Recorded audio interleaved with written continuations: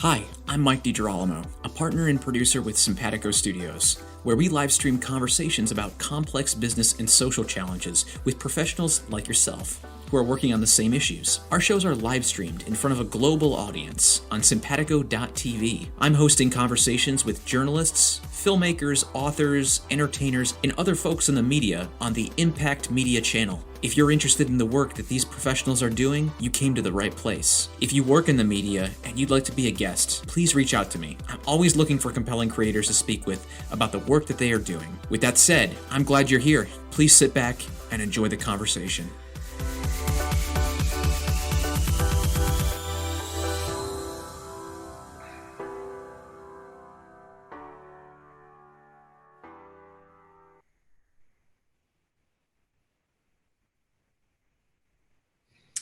Hello, everyone, and welcome back to the Impact Media channel. I'm your host, Mike. Today, my guest is Christopher Toby McLeod, and he has been the project director of the Sacred Lamb Film Project since 1984. In 1997, he completed 1,000 Years of Ceremony, portraying Winnemem Wintu healer Florence Jones's efforts to protect Mount Shasta as a sacred site. He has worked with Indigenous communities as a filmmaker for 40 years. Today, he's going to share stories from his 25 years of filmmaking with the Winnemem tribe in California, and the lessons and insights he's learned about filmmaking as a tool to seek environmental justice. Toby, welcome to the show. Hey, Mike, thanks a lot. Thanks for having me. So, before we even talk about anything, I just want to go ahead and acknowledge that you're joining us from Berkeley, and there are some wildfires going on in California right now. Just wanted to check in with you about that. How are you dealing with that amidst this pandemic? Thanks for asking. It added an entire new stress level for everybody, burning houses down. The town that I lived in for 30 years was evacuated. We had two good friends living with us for a week. They've now gone home. People have died, people have lost their houses, some were spared, and this is just the beginning of fire season. So, between that and COVID, it seems that the earth is telling us, we're out of balance, and it's getting pretty urgent. So thanks for asking. Everybody in California is pretty much on edge right now about a bunch of things. Well, we are all looking on and hoping that things improve soon. And just, thank you for sharing, joining us today and sharing your wisdom and your expertise with us. So let's dive into it, Toby. What got you started on environmental filmmaking? How did you find yourself seeking environmental justice for the Indigenous communities? I started as a journalism student in the Graduate School of Journalism at UC Berkeley, and I needed a thesis film. And I heard about coal strip mining in Arizona and wanted to go visit the Peabody Coal Company strip mine, and had heard that it was a sort of an environmental disaster, and that the Hopi and Navajo tribes in that area felt that it had been imposed on them by a puppet government of mostly sort of Christian Hopi and Navajo folks who, had sort of converted to the economic dominant model of American progress. And so I went to this coal strip mine and had my mind completely blown by the scale of this blowing up coal seams and biggest machines on earth digging up the coal. And then I went and spent a lot of time with the elders in the villages at Hopi. And, I really had my mind completely blown. I'd spent a lot of money at Yale studying history and realized that the history I'd been taught was through a very narrow lens, and a lot had been left out. And that the view of history that I was hearing from the elders at Hopi actually seemed more true than what I'd learned at Yale. And what I'd learned at Yale started seeming pretty Christian, Eurocentric, and, to be honest, really racist, right? Patriarchic and racist. I also, as we filmed environmental issues in the energy realm, we started noticing that all these radioactive uranium tailings had been left scattered around the Navajo reservation, and Navajo uranium miners who had mined the uranium for the atom bomb, when the government knew that radiation caused lung cancer, they had been just sent into the mines and basically sacrificed. And about 10 years before the words environmental justice were really coined, we made a film called The Four Corners of National Sacrifice Area that was about sacrificing remote cultures in remote places. And I really noticed that the closer you got to the dangerous radioactive uranium mines, the darker the skin color got. And I think the other insight that came at that time from the elders there was that the environmental crisis that we're still dealing with is really a spiritual crisis, that it comes from mobility and materialistic focus that misses out on the real nature of the earth and the sort of the vitality and the consciousness in nature. So basically, I asked a tribe of people who did not like filmmakers and did not like photographers, because anthropologists and missionaries had been ripping them off and sort of lying to them for years. And I realized I have to do what I say I'm going to do. I have to be patient. I have to listen to the elders and find out what story they really want to tell. I need to keep my promises. I need to come back and do the things, when we finished the film, we took it on the road and we took a couple of the native elders with us. And we had, my thing with filmmaking, if it's going to be about Indigenous people, is I'm just sort of a vehicle and a helper. I'd rather have them at the screenings to answer questions afterwards. It's not about me, it's about them. So I learned lessons about listening, figuring out what the story is, finding the right people to speak, keeping my commitments, and to try to make a film that was not just about materialistic environmental problems, but that got at the underlying spiritual issues that Native people care about and want to talk about. And that's something, that we kind of chatted about earlier, is that you were, while you started working with the Winnemem, you were coming to this as an outsider. And I was wondering if you could talk a little bit more about that and maybe share some insight for those who are listening, who are thinking about getting into environmental justice filmmaking, if they're approaching it from someone who is from outside of the community. What are some lessons and insights you have about that you can elaborate on? Well, the context of this was that after making the first film, I had some very good Native American friends say to me, don't make a career out of making films about Native Americans. So I went off to Colorado and made an environmental film about water and mining. And during those years, Native Americans tried to use the American Indian Religious Freedom Act to protect sacred sites all through the 80s. They lost 5 court cases. So when I finished that second film, Poison in the Rockies, I learned about this struggle Native people were having to communicate to journalists and professors and judges about sort of the spiritual nature of these places of great cultural significance. And I heard about the Winnemem Wintu trying to protect Mount Shasta. And I said to some of my Native American friends, a Native American should make a film about sacred sites, not me. And so this is the early 90s, right? This process of Native people and people of color gaining access to American academic institutions, getting scholarships, having really made it through high school, getting the support to go to college, becoming doctors and lawyers. It's relatively recent. I mean, it really just started really taking off in the 60s and 70s. So there weren't any young Native American filmmakers, except maybe one young Hopi guy. And so my friend said, no, you should do this. It's going to take you a long time, but even though you're an outsider, you kept your commitments with your first film. We trust you. It's going to take a long time. Be careful, continue to, keep the promises you make.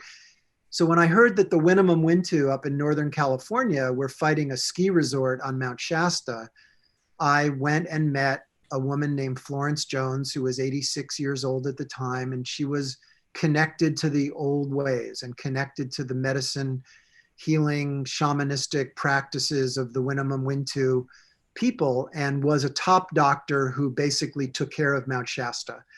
And while I said to Florence, I'd like to make a film and tell your story, and she looked me over, as she put it, and somehow trusted me right off the bat, the younger Winnemem were completely distrustful of me. They were just saying to her, how can you trust this guy? We don't know who he is.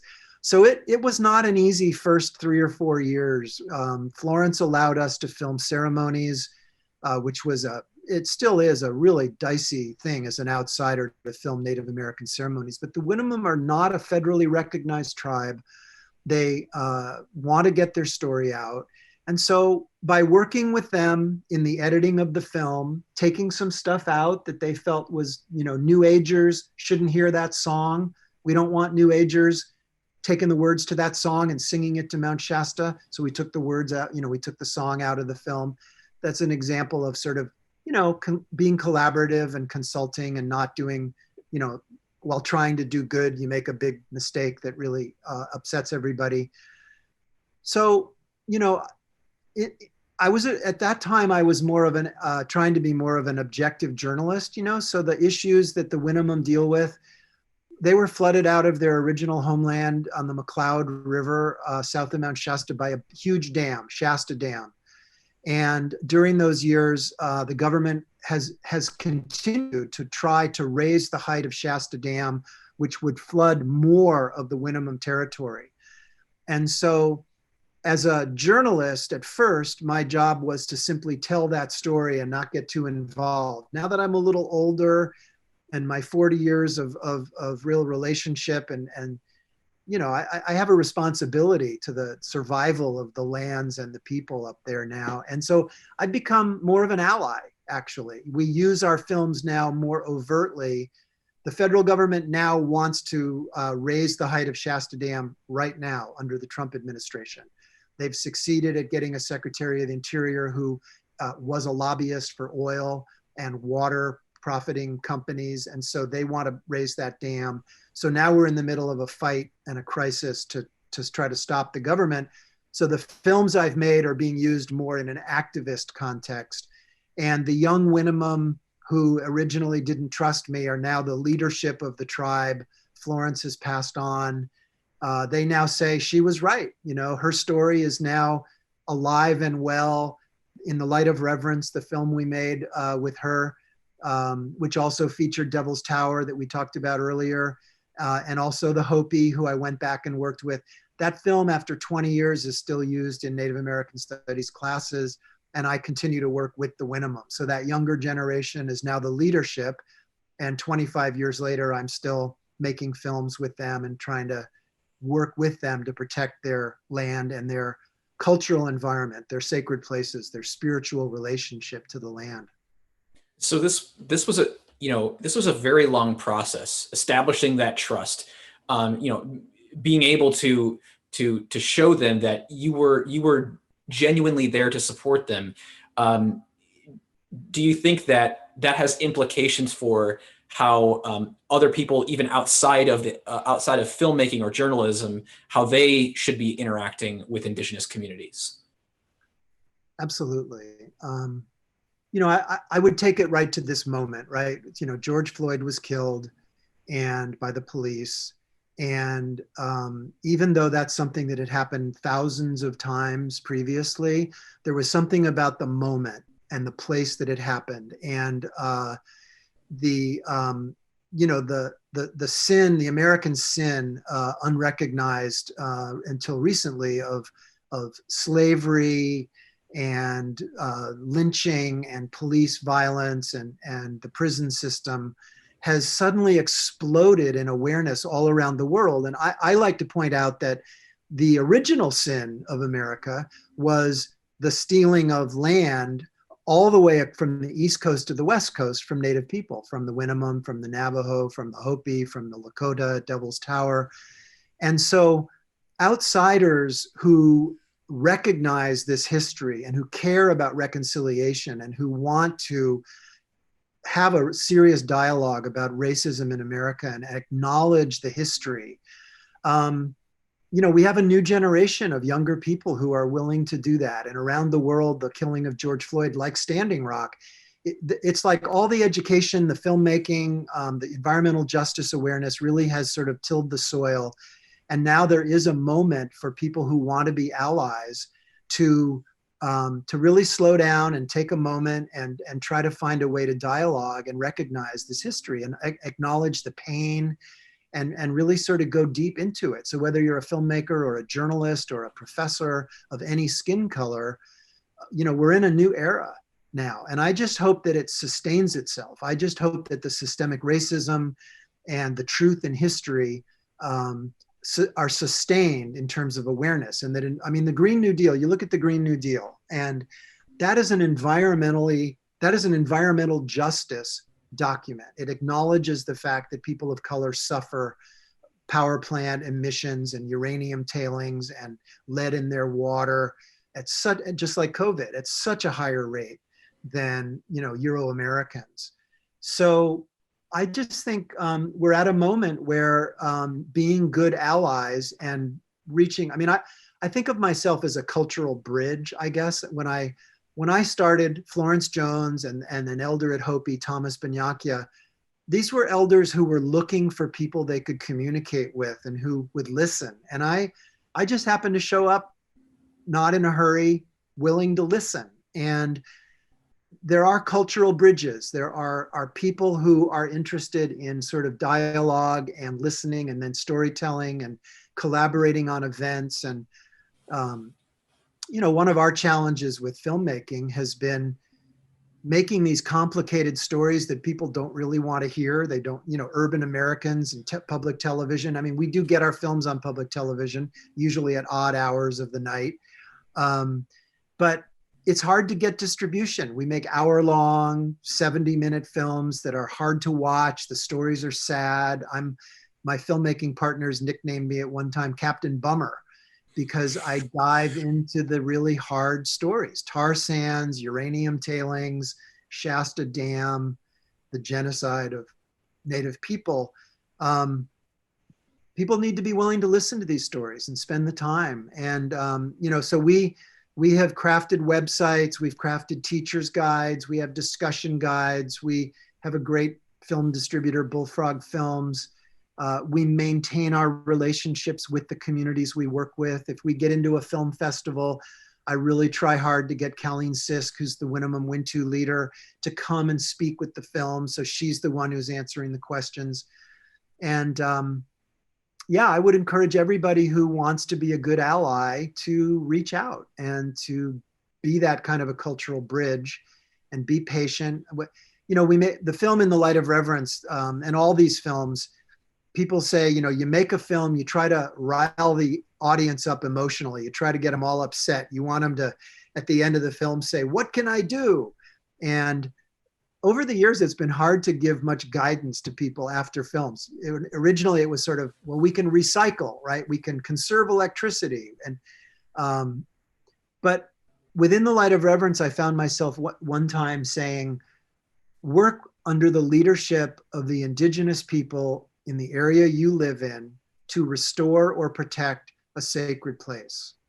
And when I said that, I thought, oh, that's the best advice I've been able to come up with. And I think that kind of answers your question. I think if all of us acknowledge and find the people who remain alive and still taking care of the land that we live on, because their ancestors have been there for thousands and thousands of years, we can work together. And I think under the leadership, again, at like Standing Rock, one of the amazing things about Standing Rock was that it was a lot of white people and others going to be supportive of indigenous people along the idea that water is sacred.